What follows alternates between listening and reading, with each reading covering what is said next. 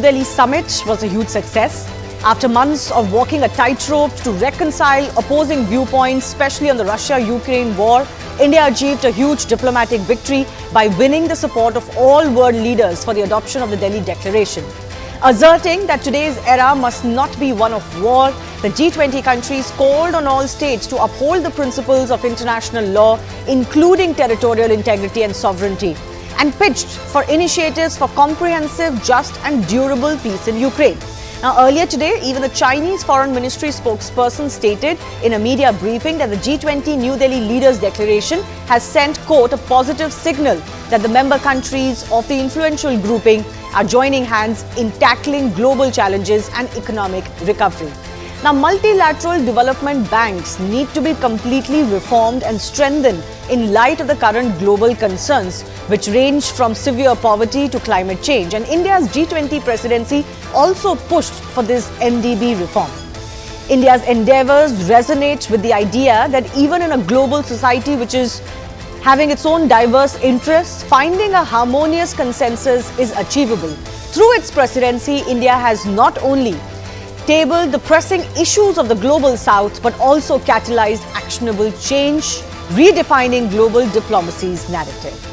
That and the super flawless conduct of the G20 summit in the national capital itself is truly Bharat's arrival on the global stage. India is now looking not just at a race within to become a developed country in another couple of decades, but also outside as a leading consensus builder in the world. Now, speaking of consensus, the very fact that the Delhi Declaration was accepted was the icing on the cake, and it took a lot of deft work to pull it off. But take a look at some key differences that made it possible. Now, for example, in the last Bali Declaration, the statement was aggression against Ukraine by Russia. It failed to be accepted by all naturally. While the statement in the Delhi Declaration talked about the Ukraine crisis and how there are differing views and assessments on the situation, this was a success. Bali Declaration demanded Russia's complete withdrawal. The Delhi Declaration stated that the countries want a just and durable peace in Ukraine, again successful in building a consensus. Bali Declaration deplored aggression in the strongest words, which is fine in itself, but it was of course objected by Russia and China. But they did agree to another language, which is that all states must refrain from use of force and respect each other's territorial sovereignty. While a lot of the credit goes to the Prime Minister, the External Affairs Minister Jaishankar, and of course the G20 Sherpa Amitabh Kant, there are some lesser known faces who worked behind the scenes and deserve the plaudits too. Let me just break down a few of the Indian names that worked overnight, round the clock to build this consensus. There's Abhay Thakur from the 1992 batch officer. He's the additional secretary of the G20, served as an envoy to Mauritius and Nigeria in the past, and Russian language skills of his helped in the negotiations that India managed to pull off. There's also Nagaraj Naganur Kakanur, joint secretary of G20 1998 batch IFS officer, served at key positions in the Chinese embassy and therefore helped New Delhi to convince Beijing on the negotiations that were on. There's also Ashish Kumar Sinha, Joint Secretary of G22. Now, he served as the first Secretary Embassy in Kathmandu and looked at key issues at B20 and Startup 20 groups, which are all part of the larger success of the G20 summit. There's Inam Gambhir, Joint Secretary of G23, served as the second Secretary at Embassy in Argentina and dealt with a lot of issues relating to our neighborhood, which also, of course, resonated very much as far as the G20 resolution is concerned. Now, India has delivered and the world has responded, not just in making sure that Delhi summit is viewed as a success, but also by applauding India's efforts. So take a look at what some of the participants of the G20 summit have had to say.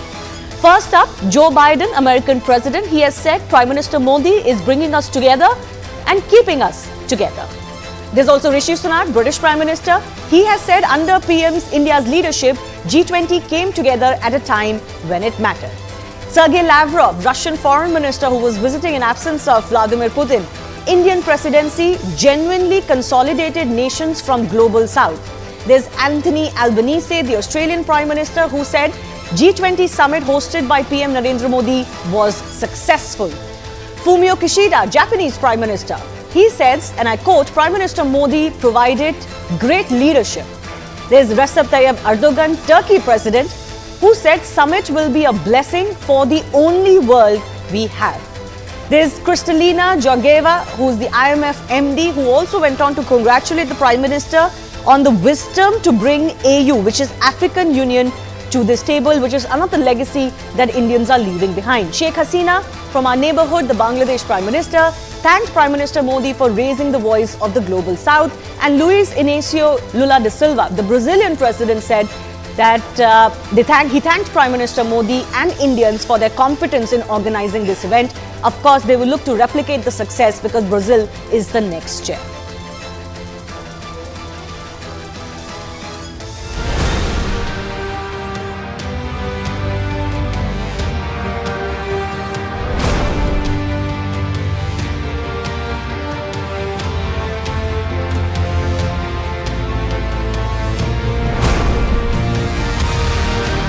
G20 summit के समापन की घोषणा करता हूं। One earth, one family, one future का road map सुखद हो। सबका साथ, सबका विकास, सबका विश्वास, सबका प्रयास का मंत्र हम सभी के लिए एक पथ प्रदर्शक बन सकता है।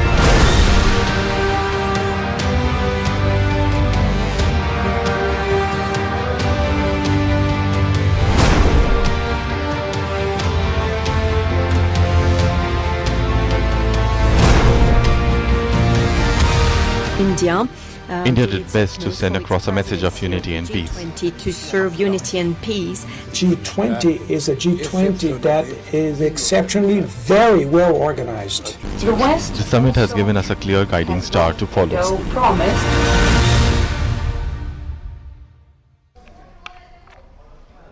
First up, I want to go across to MoS IT and Electronics, Rajiv Chandrasekhar, on not just the G20 success overall, but also the various issues of data, AI and crypto that have been discussed in the summit.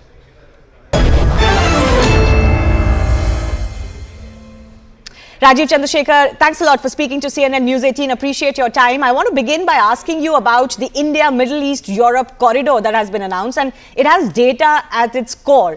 Why is this corridor so important, and how do you see this benefiting India? Well, I think this, as the Honorable Prime Minister mentioned yesterday, and certainly has been talked about in the wake of the New Delhi Declaration, I think it is a completely new look at how to create these corridors of economic prosperity that connect one of the fastest growing economies and regions, which is India, to the Middle East and Europe, and then onwards from there to North America. So I think this is certainly a reimagined view of how the infrastructure and data and a corridor of trust will emerge across the next coming years.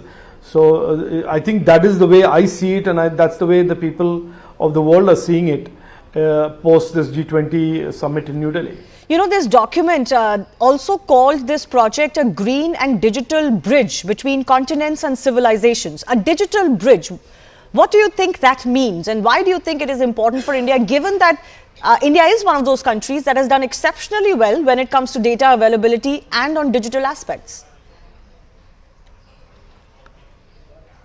Look, I think for the first time in the history of the G20, it is certainly fair to say that this G20 presidency of India certainly has brought to the mainstream and brought to the fore the power of digital, the power of DPIs, and therefore in a lot of ways, since this G20 was a lot about talking about the future and shaping the future of a prosperous world and prosperity for all the people of the world, digital is certainly a center stage of it, and India is a case study, a remarkable case study for the countries of the world on how our prime ministers harness the power of technology to bring inclusion, to create economic opportunity and prosperity.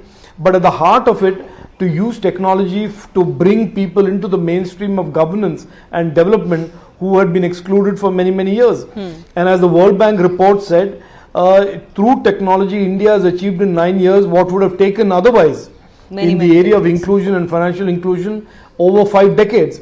So I think that is what this corridor represents. This corridor represents the use and the development of modern infrastructure, of course, on one level, corridors of trust on the other level, and third is the entire issue of using technology to create economic opportunity, prosperity, and at the heart of it, inclusion for all the people of the world. So I think that is certainly where technology figures in this whole narrative of the future of the world in the coming decade. I also want to talk to you about the G20 member nations recommending addressing existing concerns of data protection, biases, appropriate human oversight and ethics to ensure responsible use and development of AI, which is artificial intelligence. How do you see the growing concern or discomfort with AI growth, and how prepared is India on this front? No, I think both on AI and crypto, and I think given those two statements, those two areas that the G20 spoke about in detail, and to the larger phenomenon of emerging technologies and disruptions in the future, I think it is clear that the world's nations are now almost certainly aligning to India's views, which is that we need global cooperation, the cyberspace, and certainly all of these new disruptive technologies, including but not limited to AI, don't find themselves restricted to geographical borders, and that the countries of the world will have to figure out a way of creating harmonized regulations and harmonized laws so that user harm, whether it is from AI or whether it's from crypto, and the reciprocal concept of safety and trust on the internet are developed in a partnership by like-minded countries, rather than one country innovating and regulating and policing on its own and the other country not doing. So I think this is a recognition in a way of India under Prime Minister Narendra Modi ji's views that the internet needs to be open, it needs to be safe and trusted and accountable for all the digital nagriks of India and around the world that use the internet and any technology and innovation that is either emerging or has already emerged. Can I press you just a little bit more on artificial intelligence? Of course, it has been talked about for quite some time and it seems to be finally arriving. How prepared do you think India is for any disruption caused because of it? And do you fundamentally see it as a more constructive power, or could it be destructive? No, look, I think, Shivani, anybody today who understands technology and who is looking to the future of technology knows that it is very difficult to thread the needle of what kind of disruptions are going to emerge. I think the best thing that countries around the world today, including India, which we are doing, is to create a framework, guardrails, principles around which this innovation can emerge, and certainly that innovation emerges to do good, create more empowerment, create more innovation, create more economic opportunity, and rather than going off into creating harm and criminality. That is the intent. The approach is clearly principle-led, creating these guardrails. But for any country or anybody, any minister or indeed any government today to say that we anticipate all of the possible disruptions and we think we are prepared for it is really not to understand the future of technology well. I think we will all be alert to what technology will throw up, but it is absolutely an important point to understand that in the G20 this time, countries have recognized the need to work together, to harmonize their rules, regulations and laws, so that if there are such disruptions, whether they come from the crypto side or whether they are from AI or any other area, that those disruptions are dealt with and managed with and responded to by countries and like-minded countries as a whole, rather than having something which is very episodic and very piecemeal. Okay, but you did talk about those guardrails. Now, is there anything in works to put up those guardrails, particularly in respect to artificial intelligence in India? Is anything in the works? Of course, we are certainly very clear that we have said this, and I have said this in the past as well, that we intend to regulate AI and indeed every technology emerging or existing through the prism of user harm and reciprocally safety and trust. The Digital India Act, which is soon to start consultation, which is going to replace the IT Act, is going to be a modern contemporary framework that is certainly going to deal with the issues of safety and trust, not just from the conventional internet and what we have today in terms of harms and criminalities, but also looking forward to AI and crypto and all of that represent challenges in terms of new technology and disruption. So we are very clear. I think our Prime Minister has been very, very clear up front that we want to certainly not put a brake on or slow down innovation. Yes. But we certainly want to ensure that innovation, those changes that are going to be the new normal, those changes are certainly only for the good of our digital Nagriks and good for business and good for people and good for innovation and not cause harm. So those guardrails or principles for you to regulate user harm, we are fairly clear about, and you will see them soon with the Digital India Act as it starts consultation. All right, a Digital India Act to come soon. I also want to add a little bit about the crypto aspect and the central bank digital currencies that have been talked about in the G20 as well. This is virtually taking forward the concerns that India as a country has been talking about. Some countries were a little bit, more welcoming of crypto, but India had always maintained that this is something we need to regulate and be watchful of. Oh, absolutely. I think both on AI and on crypto, the world is aligning to the Indian position for some years now, which is that while we encourage innovation and while we certainly think innovation should not be restricted or regulated, we certainly don't think innovation should come in the way of creating disruptions that are either economic or that are about user safety. So in the crypto area as well, we have taken a very, very, very, very pragmatic and correct view. Our Prime Minister saw this issue way back in 2021 and we have navigated a very, very clear and very consistent framework towards crypto, which is that we support blockchain, we support innovation around Web3, but we certainly don't allow and will not allow anything that is illegal and falling afoul of our FEMA and other RBI regulations, which crypto and crypto exchanges were doing so. So I think we have argued, our finance minister has repeatedly argued that the central banks and the countries of the world have to come together to create a framework for crypto, and that is precisely what the G20 countries have decided to do.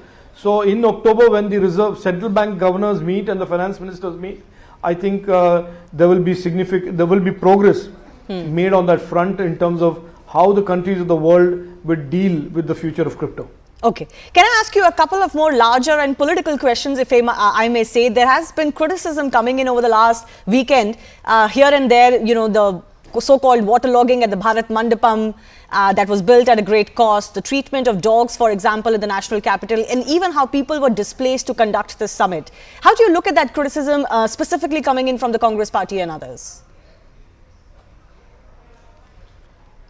Look, I don't make anything of it. It is the Congress's almost forsworn genetic makeup that they will complain and they will find and nitpick and drag India down at a time when the whole world today, and indeed most Indians, are looking at what has happened during this G20 presidency over the last 1 year and what has happened during the New Delhi declaration as a sign of India rising, a sign of the eminence and the respect that our Prime Minister has amongst the world's countries and world leaders.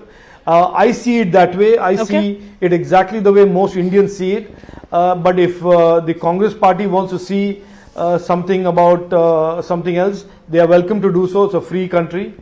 But I think you will agree with me, I hope, that most of India is very proud of what India did over this last 12 months of its presidency, and in particular the recognition and the respect and the awe that India has commanded from amongst the nations of the world, including the 20 largest nations of the world.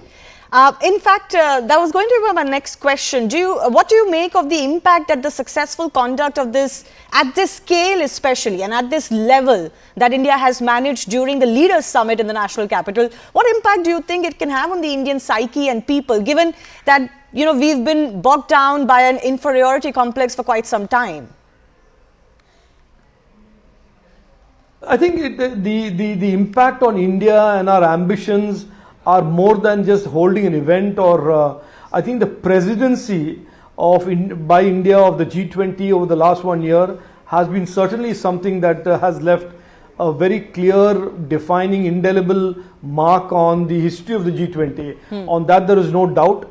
The fact that India is today an economy on the rise, that India as a country during COVID performed like no other country in the world, and post-COVID has performed like an economy that is really firing on all cylinders and growing. It also pretty clearly establishes to the world and the global community of investors at large that India has reimagined its ambitions. India is today not satisfied with anything less than a destination of being a fully developed country, and that the people of India, the young people of India, the youth of India, the coming generation of India are all actually anxious, energized, and in a sense dedicated to this mission of India, shrugging off decades of being seen as a poor country, as a developing country, as a weak country, and really working collectively to build this new narrative and a new ambition of India that is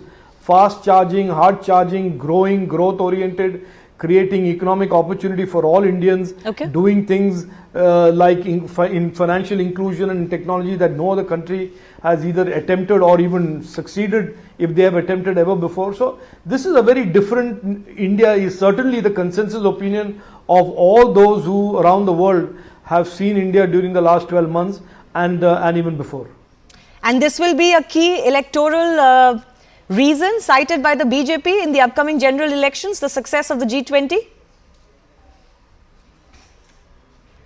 No, I don't think, Shivani, I don't think you should look at this through the prism of elections. I think the elections are won and lost, or election votes are given by the voters of India to people to the leaders they trust, and to certainly in the department of trust, in the report card of performance, Prime Minister Narendra Modi ji has the first 10 ranks, if you want to call it that, and there is certainly nobody even close to his track record of what he has done in terms of transforming our nation in the last 9 years.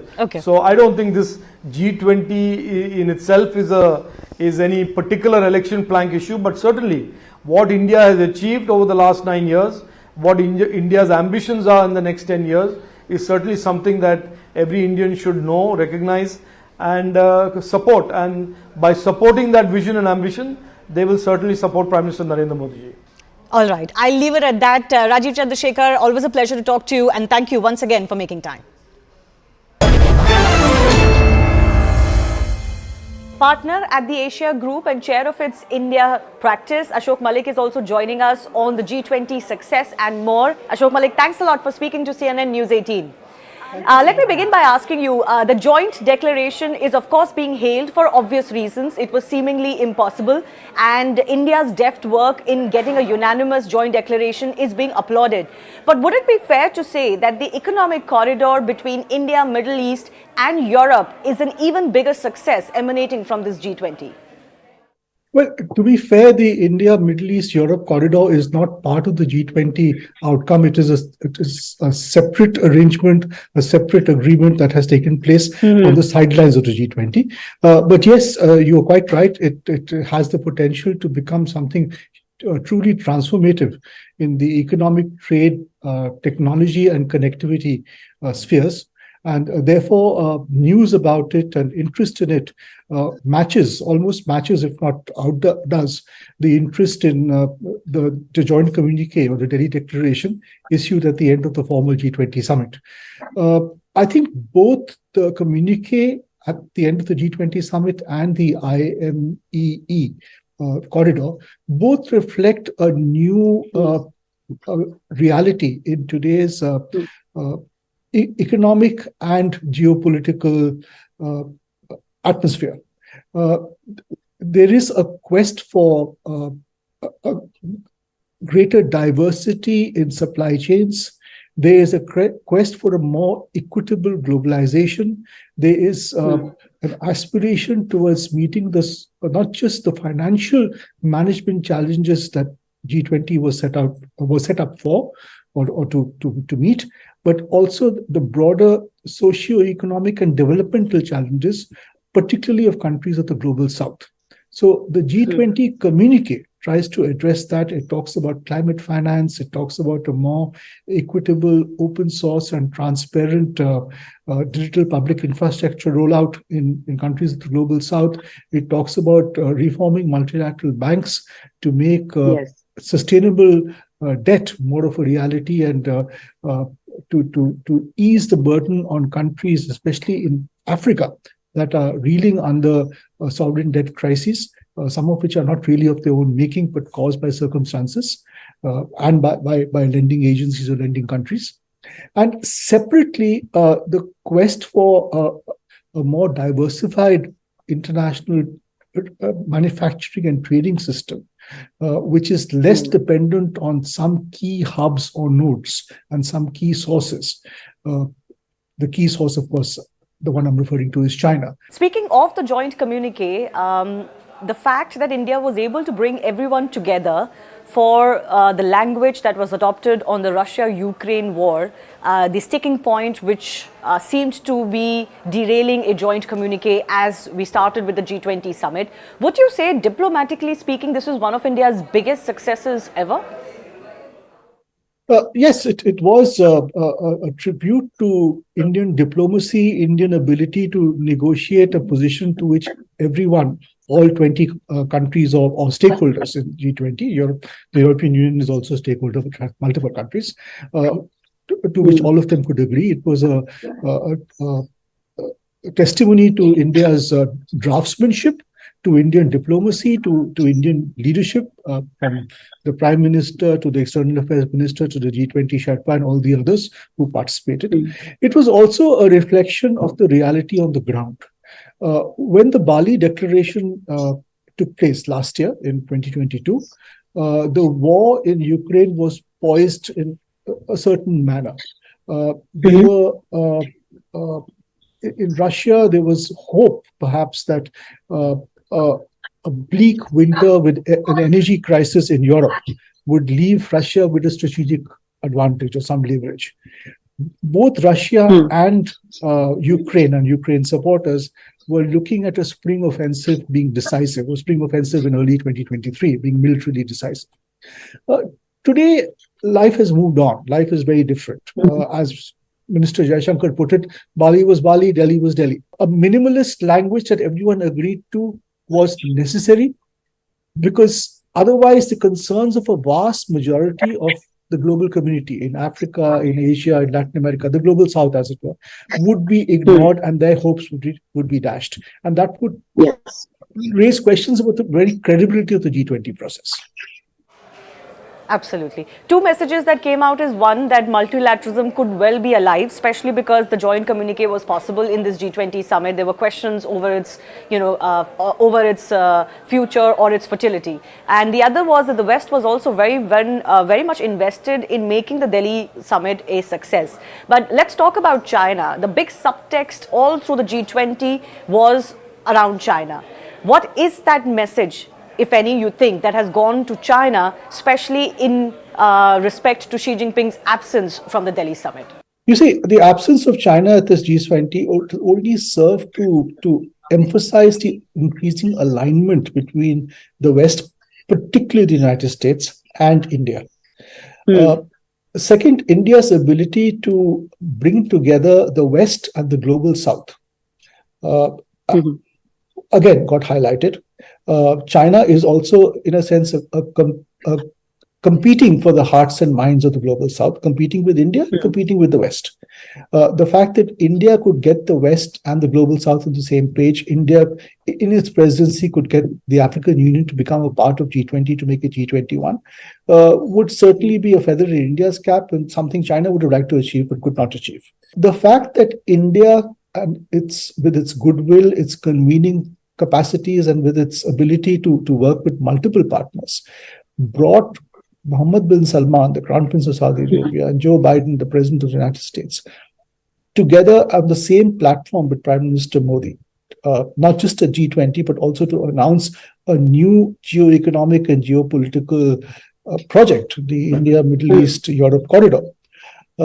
Again, would leave China seriously wondering and pondering about the missed opportunities here. Okay. I do want to ask you a couple of larger questions about the G20 summit. One, would you agree that India is now firmly placed as not just an important negotiator, but also a driver and a partner in global outcomes? Is that now established because of the successes of the G20 and over the last year itself? I think that goes without saying, because India's convening power, the fact that you can get the Saudi Crown Prince and the American President on the same page, working on the same project, in a process driven by the Indian Prime Minister.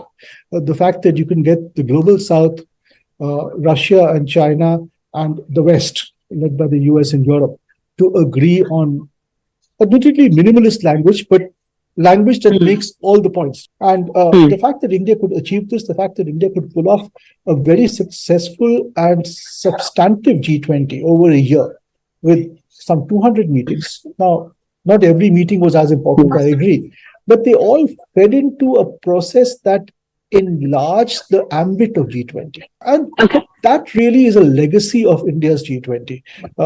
Quite honestly, after this G20, I don't think there's any argument about should India be a member of the UN Security Council as a permanent, one of the permanent 5 or permanent 6 or whatever.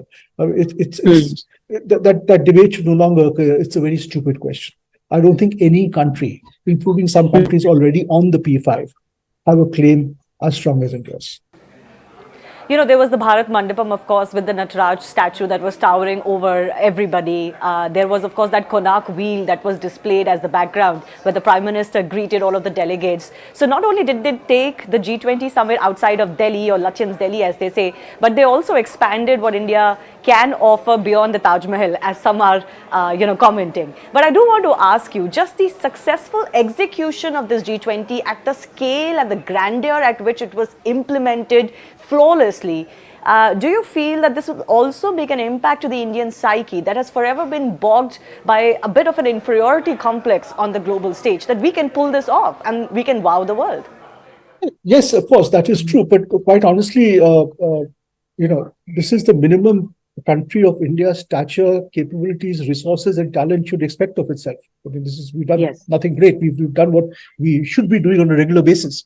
For instance, in the Ministry of External Affairs, on the final day of the G20, there was a bit of a rush because it began raining, and all the world leaders G20 leaders had to be taken to Rajghat.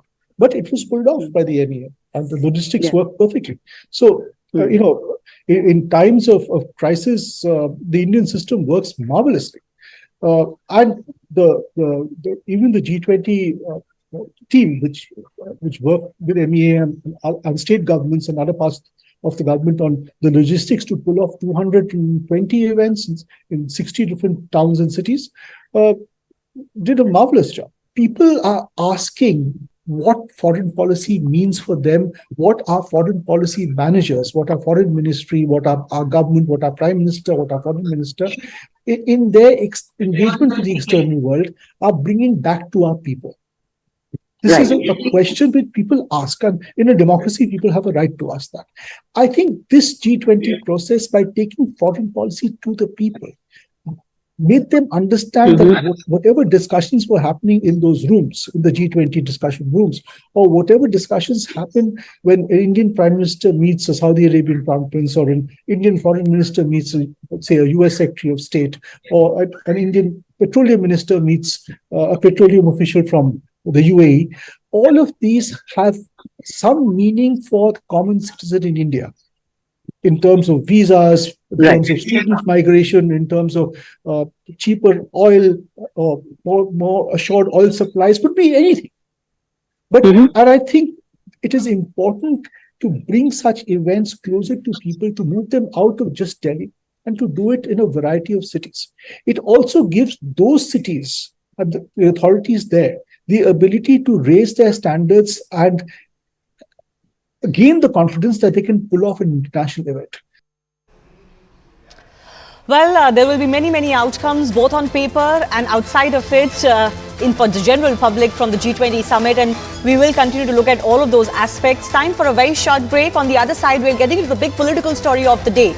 A mega political war has erupted over Chandrababu Naidu's arrest and the manner in which that arrest has taken place. Charges of vendetta politics against YSRCP.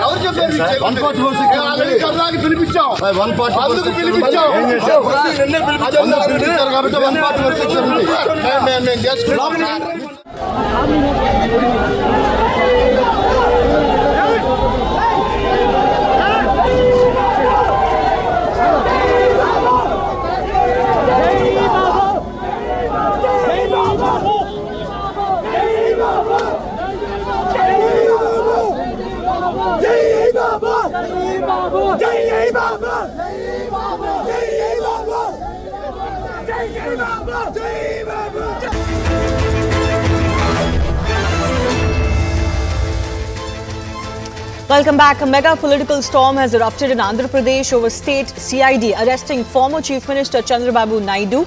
He was arrested from Nandyal early on Saturday in connection with the multi-crore AP State Skill Development Corporation scam involving his government's tenure during 2014 to 2019.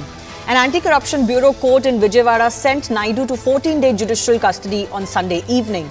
Now, TDP workers staged mega protests despite heavy police deployment and imposition of Section 144. Meanwhile, special ACB court is also hearing Chandrababu Naidu's plea seeking transfer to house arrest. The arrest comes just months before assembly elections, and is this a move towards political vendetta? First, let's take a look at what this case is all about. So, after coming to power, Chief Minister Chandrababu Naidu had proposed to establish a skill development corporation in 2014. Andhra Pradesh government signed also an MOU with Siemens in January 2015. The total cost of the project was supposed to be 3,356 crore, and Naidu government had to pay 10% of the total amount as grant and aid. In June 2015, the government paid the private players 371 crore rupees. The funds were allegedly released well before time, even before locations for these skill development centers were decided. The APSSDC was also allegedly established without cabinet approval. The deal was allegedly signed without any due verification, and the ACB received a complaint in June 2018 but allegedly did not act because of political pressure. Now, it is also alleged that key evidences were removed from the secretariat during Chandrababu Naidu's tenure. But why does then the arrest raise suspicion? Why does the TDP, for example, claim foul by the YSRCP government? So here's the reason, and the reason is the timing and the manner. So the Andhra Pradesh CID registered this case in 2021. The TDP chief at that time wasn't even named in the original FIR. His name was added in the FIR just 3 days ago, that is September 8, as accused number 37. And just a day later, Chandrababu Naidu was arrested by the CID on September 9. He has now been named as the chief conspirator and principal beneficiary in the remand copy. But the big question that we ask today is simply this: coming as it is just ahead of elections in the state, is it also a fit case of political vendetta? We'll take that forward with our guests.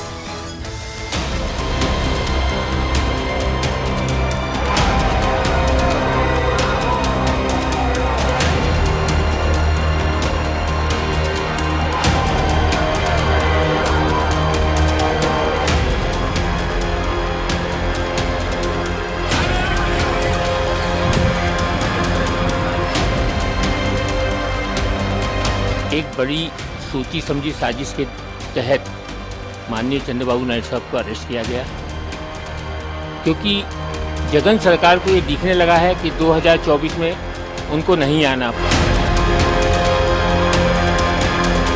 So end of the day, this is the victory of the people of Andhra Pradesh.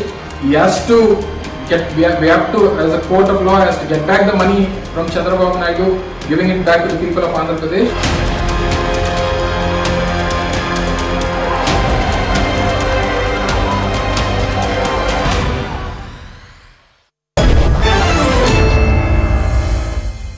Let's go across to our guest joining us. Professor Jyotsna Tirunagri is spokesperson of the TDP. Abhaya Chaudhary is YSRCP MLA. Let me go across to Mr. Chaudhary first. There's a charge that is coming in against your government in the manner in which you have acted. For example, the TDP state president says that if you look at the remand, the CID it is clear that the CID is working for the chief minister. The report is prepared looking at just assumptions to quote target Mr. Naidu, and this is a clear case of political revenge. How do you respond to those charges, especially the manner in which this arrest has taken place of a former chief minister? Hi Shivani, thank you. See, there is just want to be clear. There is no political vendetta here. It's a pure judicial judgment.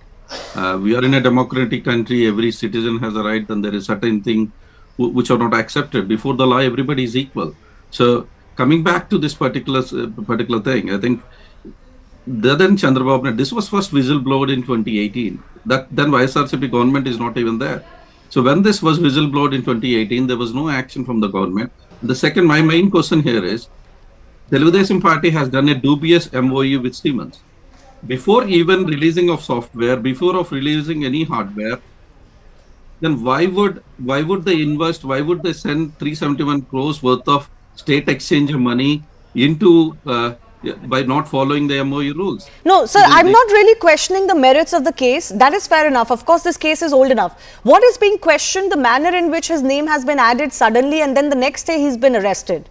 And the manner in which that arrest has taken place. That is what has come under question. You also say that this is nothing political, but we've also seen your ministers, none less than your ministers, actually celebrating firecrackers being burst. So it is purely political, isn't it, in that sense? Shivani, let's be very clear. If we want to do a political vendetta, we would have been adding Chandrababu Naidu in this one in the year one itself, first year itself. Why would we do it when the elections were approaching? And the second precisely thing for that reason. People are saying this is precisely for that reason. You are, burdening your key political opponent with this kind of an arrest of its chief just months ahead of elections. This is precisely why the political vendetta charge is coming in. The timing and the manner. Shivani, I think we trust the people of AP, and people of AP are clever enough to understand what is a political vendetta versus this in this when they go to the elections. So let me come back. On the arrest of Chandrababu Naidu, this was FIR was filed 2 years ago, and Chandrababu Naidu name was not there. After thorough investigation, it was CID that's very clearly was calling out today saying this was meticulously planned, executed and directed under the direction, under the leadership of Chandrababu Naidu himself. So my questions to TDP, see, and then the arrest, the scenario of arrest, when the team went in there, knowing that he is an ex-chief minister, knowing his age, they said they would take him in a chopper. They said they have allowed a chopper to be taken him back in and taken to the judiciary. But Chandrababu Naidu himself said he don't want a chopper and he want to go by road. Okay. That is not entirely what I'm asking you about. I'm asking you about how suddenly this arrest has come about, and of course just ahead of the elections. But I'll come back to you. Let me also go across to Professor Jyotsna. It is easy always to drop the charge of political vendetta, but the reality is the charges were there against Mr. Naidu and his government of the time, and even the court has in a way ratified those charges at this stage by sending him to custody.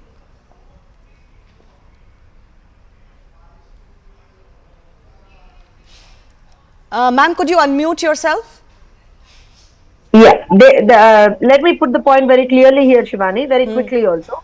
They say there is a 370 crore scam that has happened. They say Siemens has entered into an agreement wherein 90% is by Siemens and 10% is by the state government, but Siemens hasn't given it and only state government has given it. That's their charge. But the point here is Siemens has already given the software worth thousands of crores for all the 6 clusters they are talking about. And here let me put it very clearly, all the 6 clusters are functional.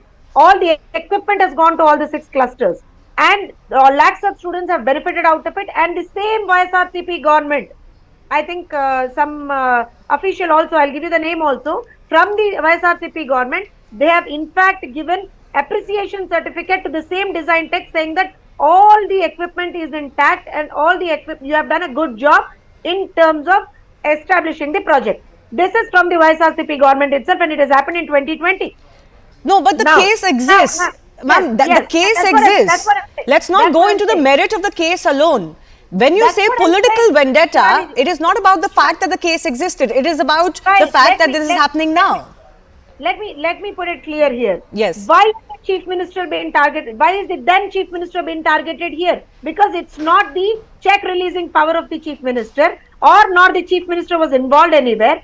Also, when in 2021 the FIR was filed, Mr. Babu's name was not there. Even after so many days, charge sheet was not filed. Even in the remand report, anywhere Mr. Babu's name was not there. Just on September 8th, they have included CBN Garu name there. And on September 9th, they come and arrest. That too at 11 o'clock in the night, they come almost around hundreds of policemen. The point here, when I say political vendetta, everybody knows, including all the top officials, all the police officials, know the tour details of Chandrababu Naidu Garu, because he's an NSG protectee. All the details are with the government, right? Okay. Are you worried because of the response, as the TDP says, Mr. Chaudhary, that Mr. Naidu and others are getting ahead of the elections, and therefore you thought the easiest thing to do is now bring this case to the front burner that was lying on the back burner and suddenly make it so that he can be put in jail?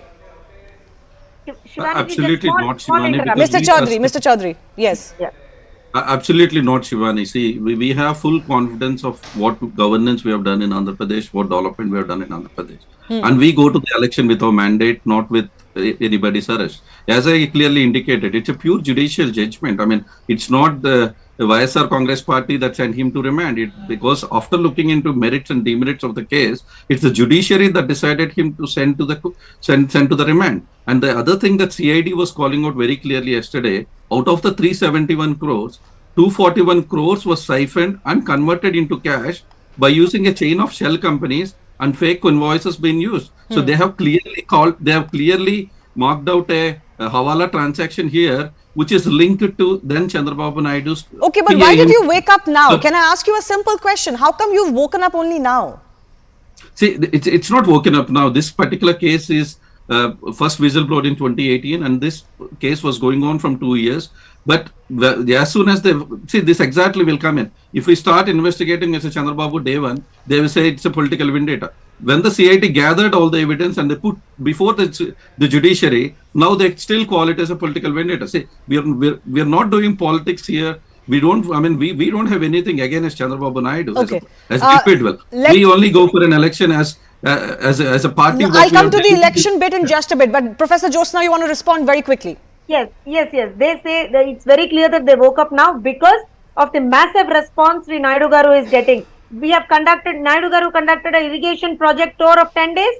Huge response from the people. And Yuvagalam of Nara Lokesh Garu is garnering huge response from the people. And also now we have come up with another program called Bhavishyattu Guarantee, which talks about all the demerits of this particular government.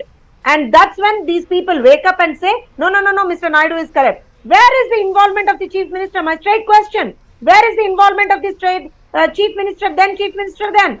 No, it's absolutely the decision to put in the Skill Development Corporation was taken by the cabinet. If anybody has to be questioned, it has to be Mr. Ajay Kalam Reddy, who was very, very instrumental in getting that corporation on paper, and also Mr. Prem Chandra Reddy, who was the MD and the check releasing authority for Skill Development Corporation. Yes, Mr. Chaudhary, very quickly, 30 seconds please, before I come in. Why were those two not questioned?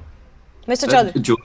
Jyotsna and Telugu Desam Party has to understand that YSRCP leaders did not took the case or filed a petition to arrest CBN. It was CID that took up the case. After seeing the strong evidence that was present, the court has sentenced him to 14-day remand. So there was no involvement of YSR Congress party or any of our party. We are ready for the election. We will face the election. The people of AP are with us, no matter what this case in. If TDP want to prove it in the court of judiciary, ask Chandrababu Naidu to come clean. We will be happy if he comes clean. But if a state exchanger has been taken and has been a Hawala transaction happened, absolutely the Telugu Desam Party and then the government has to answer the public, because this involves the youth and young generation is at risk because of this particular scam. Okay, Professor Jyotsna, the question I want to ask you though is that how does the fact that the chief of your party has been put into jail or in custody right now. This could be a long-drawn matter in the run-up to the elections. The YSRCP is actually even talking about arresting some others, including son of Chandrababu Naidu. So, do you think that this is some sort of an effort to restrict you from campaigning and kind of bring it down ahead of the next elections? Is that what you're alleging? See, that is their conspiracy, because even before the CID puts in him as the A1, all the ministers come out claiming that Chandrababu Naidu garu is A1. The paper that they run puts a front page article saying that Chandrababu Naidu garu is A1 even before the remand report is put in before the judge, honorable judge. So isn't it very clear that it is a politically driven case? Absolutely. And now they say, all the ministers again come back and talk in front of the press and media saying that now Lokesh garu will be arrested, Achan Naidu garu will be arrested, all the TDP leaders would be arrested. Why are they talking? Yeah, no, that's precisely the question that I was going to raise to Mr. Chaudhary one more time. There are a lot of statements that have come in from your party leaders even ahead of this arrest. That's the key smoking gun, as some would say, somewhat predicting Mr. Chandrababu Naidu's arrest. There are celebrations going on. Now there are calls for others to be arrested. If you are claiming that the CID is acting completely, of its own free will and by the rule book, then why are the politicians getting involved?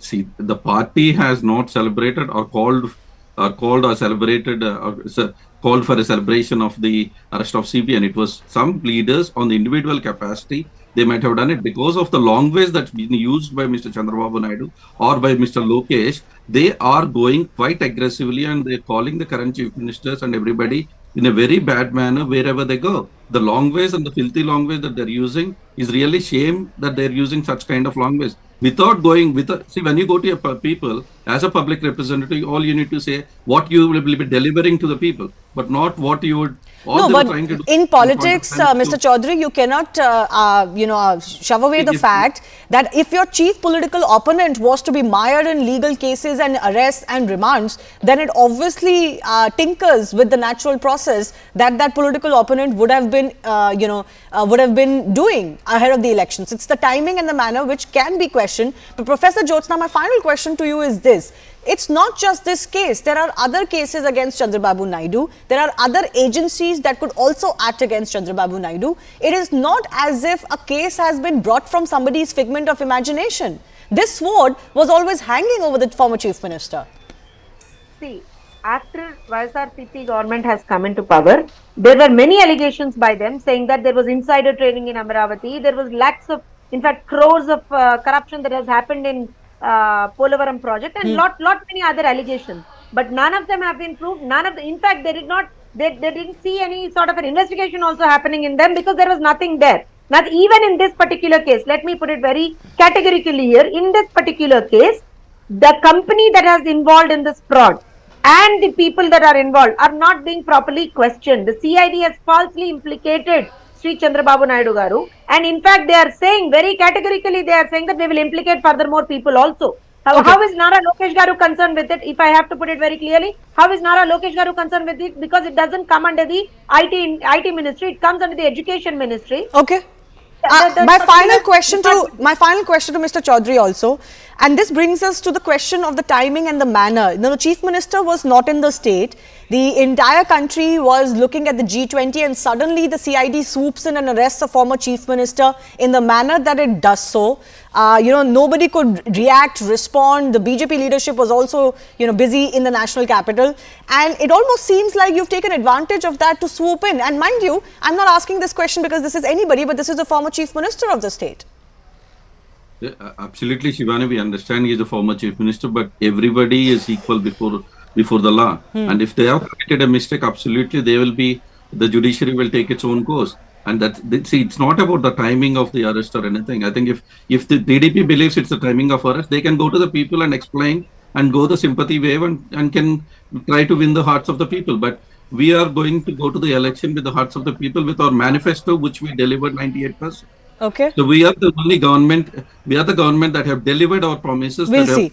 We'll see whether this helps you or it actually, how this pans out, and if it actually ends up helping Chandrababu Naidu and his party too. I do thank our guests for joining us. On that note, it's time for me to wrap up Plain Speak. Anand Narasimhan is joining you on the right side.